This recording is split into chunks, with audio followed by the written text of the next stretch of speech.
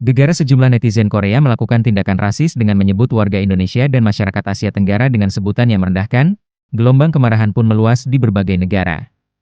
7 negara dari Eropa dan Asia bahkan dikabarkan bersatu melakukan blacklist terhadap Korea Selatan sebagai bentuk protes atas tindakan rasis tersebut. Yang lebih mengejutkan, negara-negara itu secara terbuka menunjukkan solidaritas terhadap Indonesia, bahkan ikut mengecam dan menyerang balik perilaku rasis sebagian warga Korea di media sosial. Dampaknya pun terasa nyata. Menteri Kebudayaan dan Pariwisata Korea Selatan, Chai Hu-yung, mengakui bahwa sektor pariwisata negaranya mengalami kerugian hingga miliaran rupiah akibat banyaknya wisatawan mancanegara yang membatalkan perjalanan mereka ke Korea Selatan sebagai bentuk protes. Semua bermula dari sesuatu yang sebenarnya sangat sederhana, sebuah konser K-pop di Kuala Lumpur, Malaysia.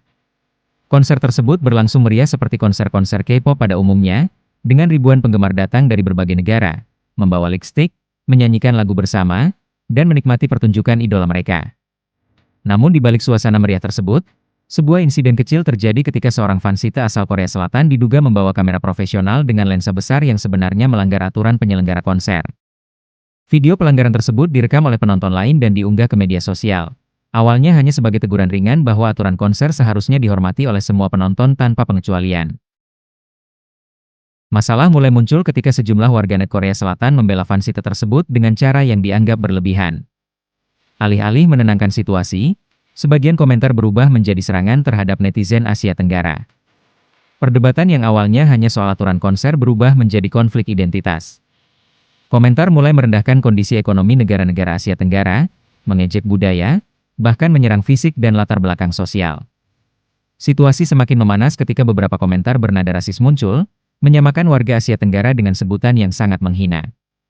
Pada titik inilah konflik berubah menjadi persoalan harga diri.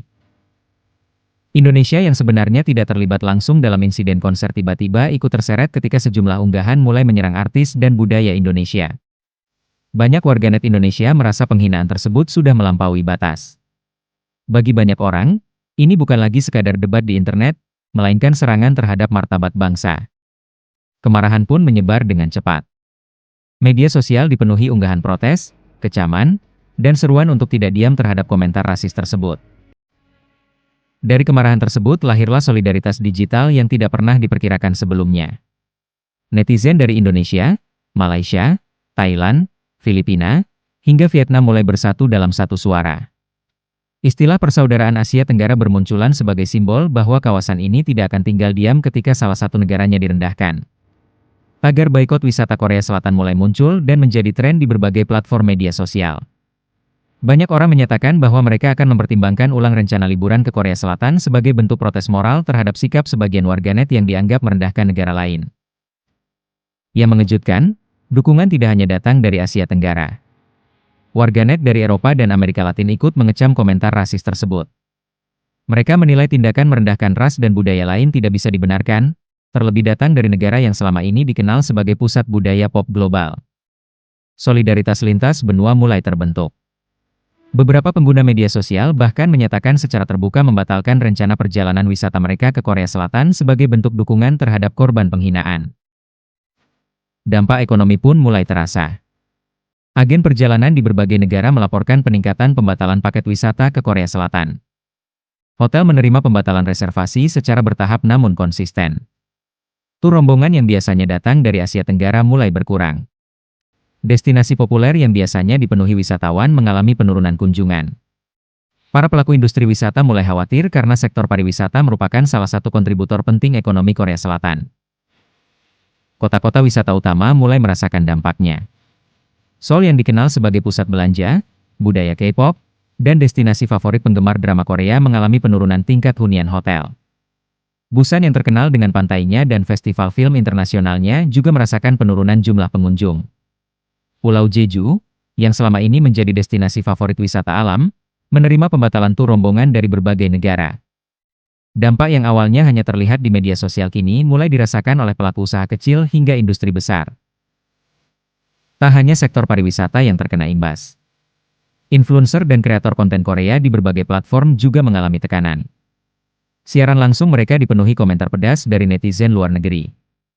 Sebagian memilih menghentikan live streaming sementara waktu untuk menghindari konflik. Beberapa bahkan mengaku mengalami stres akibat serangan komentar yang tak berhenti.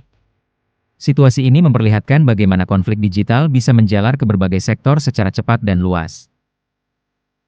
Konflik semakin berkembang ketika perdebatan mulai merambah dunia musik global. Sejumlah komentar yang meremehkan kualitas talenta Asia Tenggara memicu reaksi dari pelaku industri hiburan internasional. Banyak pihak mengingatkan bahwa kesuksesan global industri K-pop juga tidak terlepas dari dukungan penggemar di Asia Tenggara selama bertahun-tahun.